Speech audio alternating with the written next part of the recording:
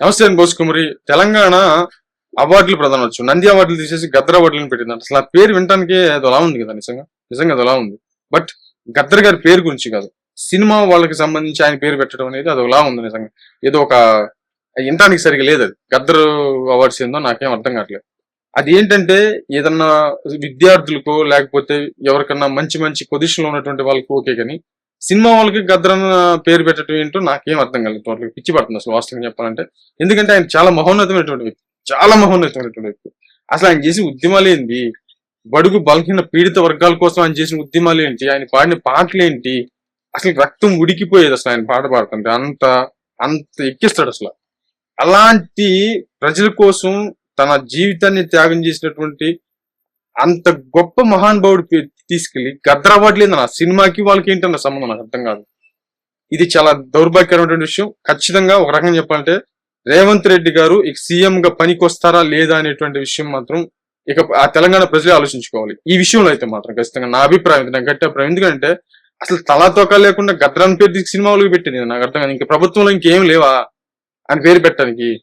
సరే, ఈ గద్దర్ అవార్డులు అంటే అసలు ఇంటానికైనా ఇవ్వడానికైనా తీసుకోవడానికైనా అసలు అది ఏం బాగుందని నాకు అర్థం కాదు. నంది అవార్డులు అంటే అది ఒక లెక్క, ఏదో వింటానికి బాగుంది.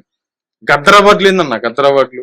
నిజంగా రేవంత్ రెడ్డి గారు రాంగ్ డెసిషన్ ఇది. ఆయన ఖచ్చితంగా సీఎం గా పనికి వస్తారు లేదు ఒకసారి ఆత్మ పరిశీలన చేసుకుంటే బెటర్. తెలంగాణకి సంబంధించినటువంటి యువత అంతా, అంటే అక్కడ ప్రజలంతా. ఎందుకంటే అంటే మేము ముఖ్యమంత్రిగా ఉన్నాం, ఏ పేరు పెట్టినా కూడా చెల్లిద్ది, ఏం చేసినా కూడా చెల్లిద్ది. అంటే ఇప్పుడు గద్దరాన్ని ఖచ్చితంగా అవమానించినట్టే లెక్క. ఇంకా దాంట్లో సమస్యలు, ఎందుకంటే ఆయన చరిత్ర ఏమో తెలియదేమో రేవంత్ రెడ్డి గారికి. మరి అదేది కరెక్ట్ కాదు, ఖచ్చితంగా కరెక్ట్ కాదు. ఇది ఖచ్చితంగా ఒక దేశ పౌరుడిగా నాకు మాట్లాడే హక్కు ఉంది కంపల్సరీగా. నేను ఖచ్చితంగా నా అభిప్రాయం మాత్రం ఖచ్చితంగా చెప్తున్నాను. రేవంత్ రెడ్డి గారు సీఎం గా పనికిరారు. ఈ అవార్డులు కానీ గద్దర్ అవార్డులు అని చెప్పేసి పెడితే ఆయన ఖచ్చితంగా సీఎం గా వేస్ట్ అనేది నా అభిప్రాయం. బట్ ఇంకొకటి ఏంటంటే, సరే ఇస్తున్నారు, ఇప్పుడు ఉత్తమ నటుడిగా అల్లు అర్జున్ అంట.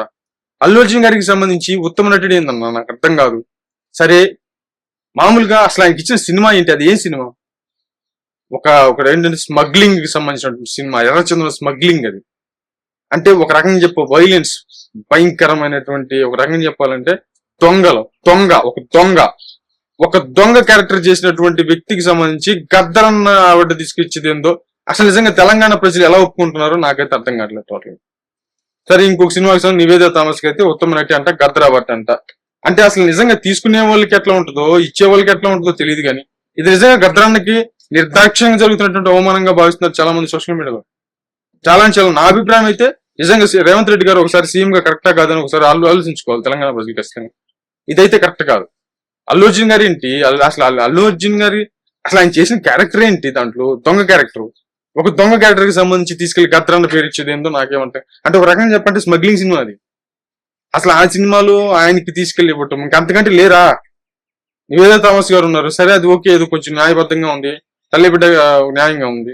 ఇదేంది ఒక దొంగ సినిమాలో చేసినటువంటి ఒక దొంగ క్యారెక్టర్ కి తీసుకెళ్లి ఒక రకంగా గద్దర్ అనేది తీసుకెళ్ళింది. ఇప్పుడు గద్దర్ అన్న అవమానిస్తున్నారా ఏంది నాకు అర్థం కాలేదు. అసలు తెలంగాణ ప్రజలు అది చాలా ఒప్పుకోవట్లేదు, సోషల్ మీడియాలో విపరీతంగా ఉచ్చుకుపడుతున్నారు.